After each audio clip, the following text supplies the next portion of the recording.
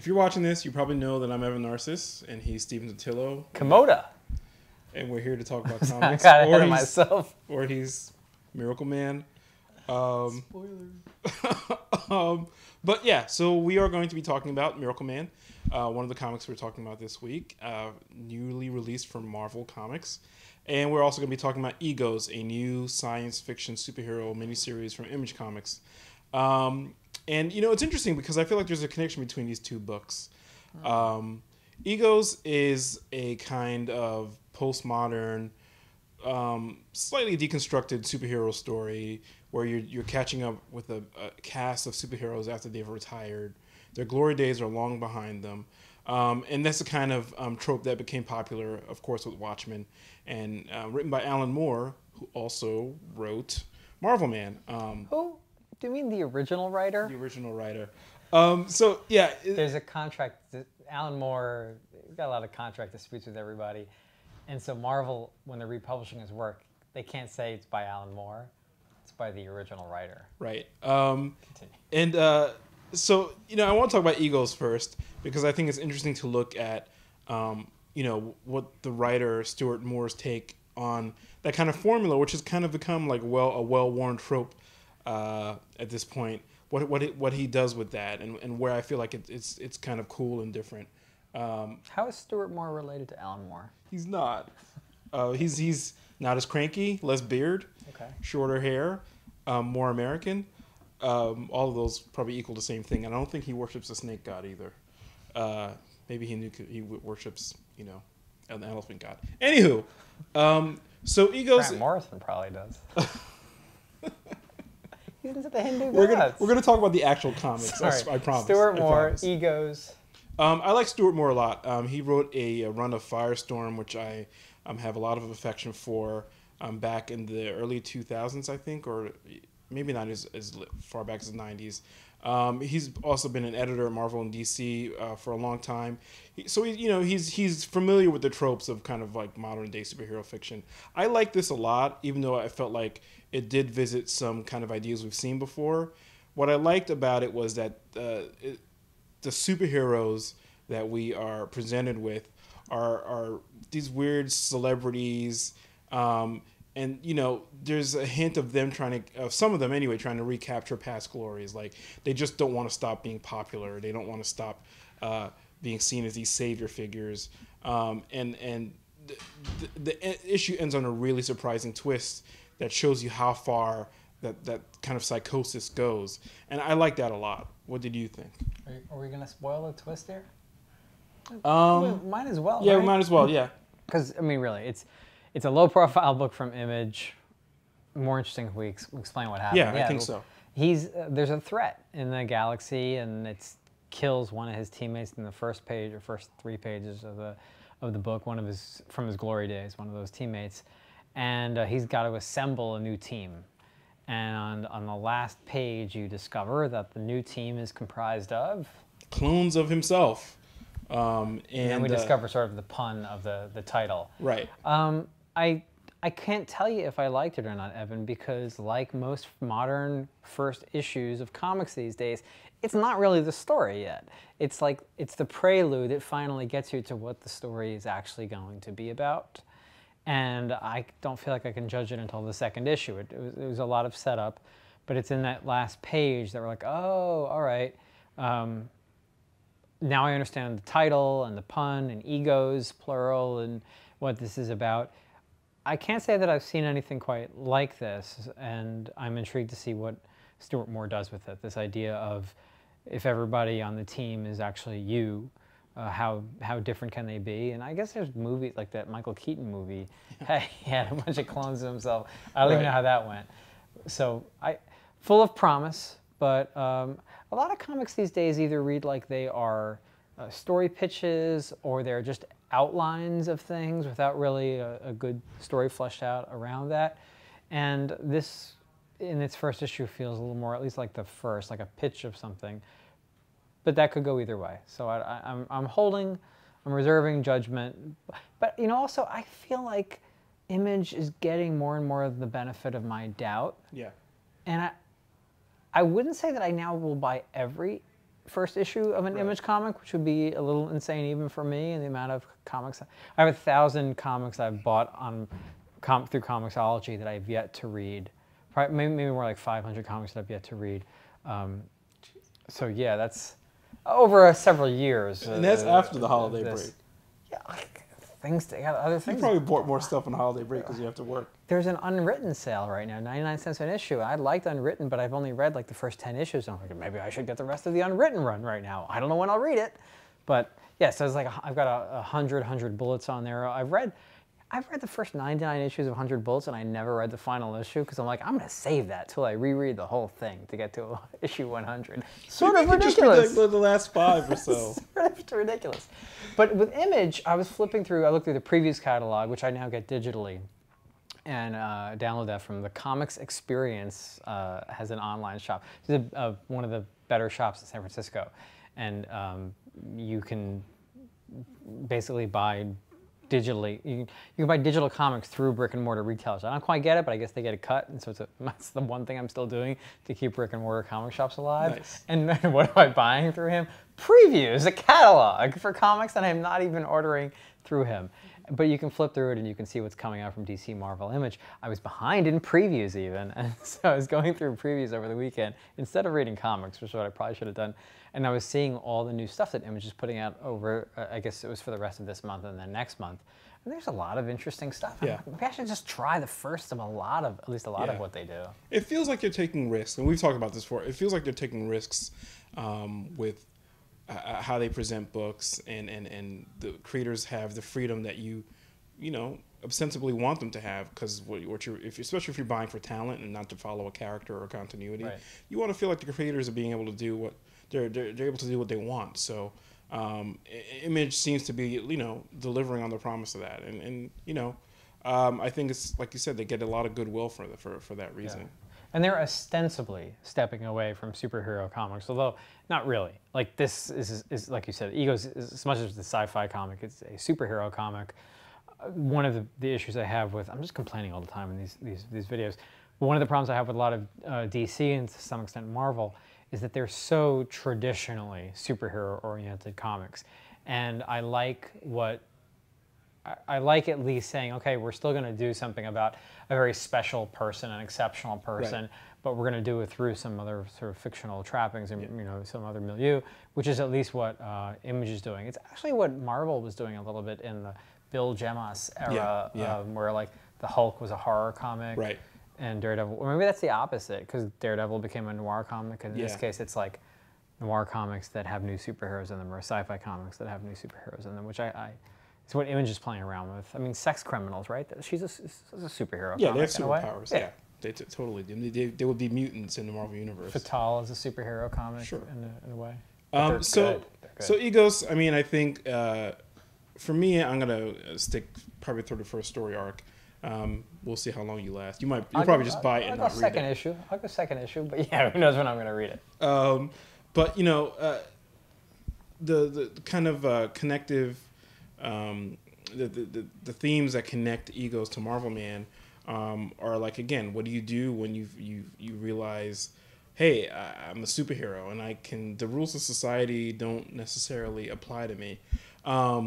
That doesn't happen until later on in the Marvelman run. Marvelman? I thought you said Miracleman before. I've been doing that. We've been talking about this all week, and I keep on doing this. I have a lot of weird thoughts about Miracleman.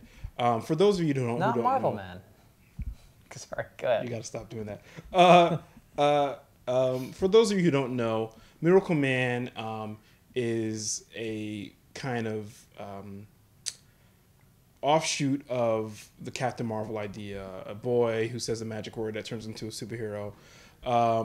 That was launched in a new series in the 1980s by Alan Moore and artist Gary Leach. It was super popular, kind of credited with the whole adult, mature interpretation of superheroes. Right, pre-Watchmen, pre-Dark Knight Returns. Yeah, the kind of real world, what if superheroes existed in the real world. I read that original run when it was coming out. I loved it. Read it from a friend of mine. But it's one of those things I read, 20, 30? I don't even remember how many years ago. So about 25 years ago. and hadn't ever reread since. And I'll even cop to the fact that I download them on BitTorrent when I need to write about them and reference them back in the past. I know. So here's this thing, and it's become kind of one of these like. Sit further away from you. Okay, is one of these holy grails that people have been waiting to be reprinted for a while, and here it is, finally reprinted. And I found myself in the weird position of not wanting to reread it again, for a bunch of different reasons. One was Alan Moore has kind of become the cranky grandfather of superhero comic book readers. Like he's taken to criticizing the people that read them, the people that make them, the very nature of the institution, and it kind of undercuts any enjoyment you have from his work, past or present. But the other thing was, I know where all this is going, and I had to question what new kind of enjoyment would I have from reading the stuff I'd read already before. It's been recolored and represented. There's been some controversy about that. And the weird thing for me was seeing how much Moore's writing changed from Miracleman to even to, say, Watchmen, where he became a lot more spare. There's a lot of words on these pages. And you can tell he's in love with his own kind of prose stylings. And that was really weird to me. Were the pages bigger than when they were originally published? No. I think it was standard size. It's 2000 AD, and this isn't from 2000 AD, but those pages are bigger, right? Yeah, so when you it's see like a those magazine reprinted, format. I was giving him some crap about the name before, and Evan sort of alluded to it, but for those of you who don't know, the character was originally called Marvelman, and then Marvel Comics, which wasn't at all involved in the publication of Marvelman, got their lawyers on them, so it was changed to Miracleman sometime early on, I think even pre-Alan Moore. Right. And then it was published as Miracleman through the British publishers, through Eclipse, which was a long-defunct American indie publisher. And oddly enough, even as Marvel has gotten the rights to the reprints and to eventually publish new content, new stories, they are calling it Miracleman. Alan Moore is not coming back, by the way, to be involved in it. Is Neil Gaiman going to? Yeah, I think Neil Gaiman is supposed to be involved. Did I mispronounce his name? I know. We probably both pronouncing it. We should know. We should know. This is a running theme for us. Yeah, every writer, even one as great as Alan Moore, I've found in comics, tends to be more verbose earlier on in their career. Yeah. And it's so much more obvious, this problem of young writers in comics than it is, I think, in prose, because you see it literally on the page, or lack thereof on the page, right? You'll read any great comic writer's early work, and so many word balloons, so much stuff. Yeah. And then you read their later stuff, and there's so many fewer words, and it's not a sign that they don't know how to write, or that they've run out of words, or that they're stretching things out, but it's, you don't need as many words. Right. That said, this first issue could have used a few more pages of the Alan Moore stuff, because they barely get into. They only have 2 8-page stories from Moore, and out of like 50 or 60 pages that they're selling, and they barely get into what makes this a special comic. Right. The first story doesn't touch it at all. The first story is the guy is in his retirement, seemingly. He's forgotten his magic word, and by the end of it, he discovers it. And you think it's going to just be a cheerful superhero story in the then modern 1980s. The second issue is where, as he begins to recount his origin to it's his wife. Yeah, his wife. To his wife, that she doesn't react exactly as you might think a wife would in a traditional superhero comic, and by the end of it, something's gone wrong. But the story is still not gone or where it's going to go anywhere close to it. So for those who haven't read it before, you're in for a treat when you see what happens. Did you read these before? I read a few of them, and I didn't get very far. I remember, like, I used to send away for comics, for back issues. I got something called the Comics Buyer's Guide, which was like a newspaper for comics and news or whatever. And so before the internet and all that, I'm waiting every week to get my comic book news. And you could send away for back issues of this, that, and the other thing. And at some service that I got back issues of like Superman from, we'll pack in a couple extra comics. And they packed in a standalone Miracleman #1. I don't know if it was Eclipse or if it was some sort of reprint or something like that. For all I know, it was like the super rare, valuable thing, whatever, and I'm an idiot for getting rid of it. And I didn't think anything of it. It's not what I asked for. It's not what I ordered. It was a freebie. Who cares? What in the world is Miracleman? I never heard of that. Nice.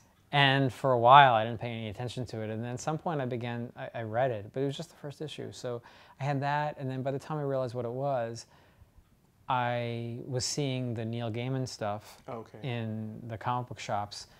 And he didn't do that many issues before the Two, as I series was put recall. on ice. Yeah. So I got one of those. So I've read like the first issue and the last issue, and maybe 2 in on each side, but I don't even know what happens in the. So in the again, middle like of my this. weird existential crisis with the relationship with this comic is that, you know, I've read what's coming, but the one thing I have to say that I got some added value of in this issue was all the archival stuff, the 1950s stuff that I didn't realize in the 80s that Moore was riffing off of. They put that in the issue, so you get to see the kind of like very straightforward, you know, kid-oriented superhero The stories. hokey stuff. Yeah. And he does a nice send up to that in the Supreme comic that he does for Rob Liefeld's label. Extreme, wasn't it? Yeah, like in the mid '90s or something, back when he was oddly enough doing a lot for Image when Image was really trashy, and he did essentially he was done doing Superman for DC because he was pissed at DC for a variety of things, some of which seemed quite legitimate, and but he was doing clearly a Superman story, but it was like a 1950s style Superman story, but with a lot of subtext and stuff going kind of in dark, weird ways. In that series, he was the one writing both the retro hokey stuff and the new stuff. In this case, I guess what this first issue that Marvel's reprinted allows you to do is see the stuff that others wrote before him that's hokey, and then he twists it quite a bit when he gets to it. But that darkness is only just creeping in the first couple of issues. That said, I think it's aged pretty well. Yeah. It read. The prose is a little bit purple, but it still reads pretty clearly, and there is that anxiety about nuclear attack that isn't quite as prevalent now as it was in the 80s and through a lot of his work. I mean, it feels in a way like a precursor to his anxieties in Watchmen. Yeah, agreed. But still an enjoyable character, and when they were doing 8-page stories, they moved things along. Yeah, very nice. much so. Yeah. So it's kind of, it's weird. It feels like required reading if you haven't read it before. But maybe if you have read it before, there's a little bit of buyer beware here because, you know, the price you pay for rereading something might be a little bit high here. But that said, it's the only version you're going to be able to get legally. Do you know, by the way, for those who have torrented it because they couldn't get access to it in any other way, but might want to send some money Alan Moore's way, do you know if they buy this, if this actually goes to any proceeds go to Alan Moore? I don't know. Usually when he has disputes with publishers, he recused himself of the money, right? Yeah. We don't know. Sorry. So we don't know if this could be your way of absolving yourself for your dirty crimes you've committed for the last years. You know who you are. Right here. We'll I'm sitting right here. Yeah. I feel a little guilty now. Great. It's fine. You've spent money on Alan Moore. That's true. I have 2 and 3 times over. Yeah. Okay. That's it for this week. Thank you for watching. We'll be back hopefully soon. See ya. It's just nice to be able to fly around as a bird. Just be a bird is just really nice. This whole game's really nice, really. It's just nice and pleasant.